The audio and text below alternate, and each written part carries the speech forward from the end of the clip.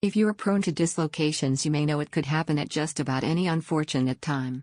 The doctors tend to remain optimistic while you are young and say maybe you'll outgrow it, and most kids are quite resilient. Many don't let it slow them down too much.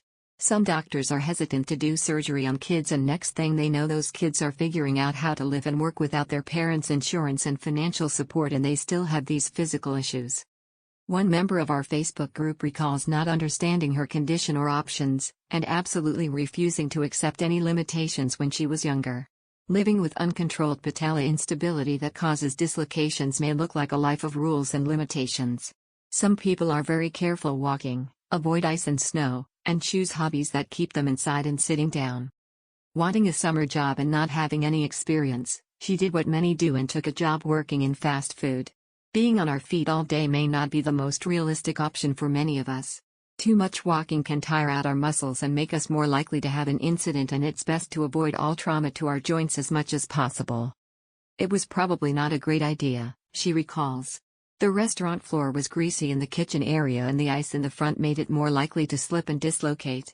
Also, the speed at which they expect employees to move did not allow for the careful movements that could discourage disobedient knees.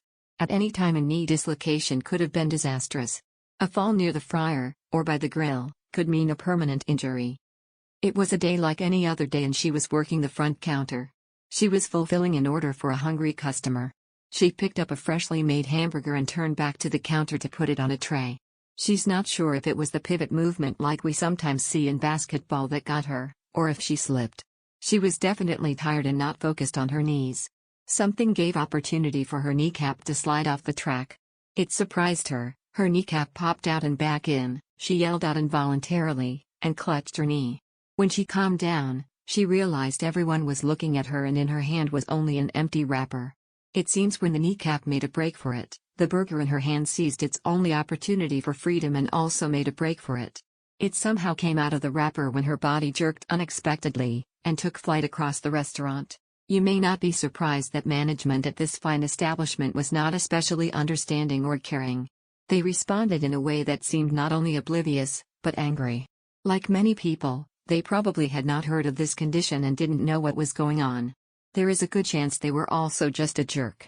Either way, they warned her she had better not do that again. She is unsure of any damage caused by the beef in flight or in any crash landing that may have occurred. Perhaps the hungry customer had a quick hand. The boss was nice enough to allow her a break soon after, and she never saw the opportunistic hamburger again.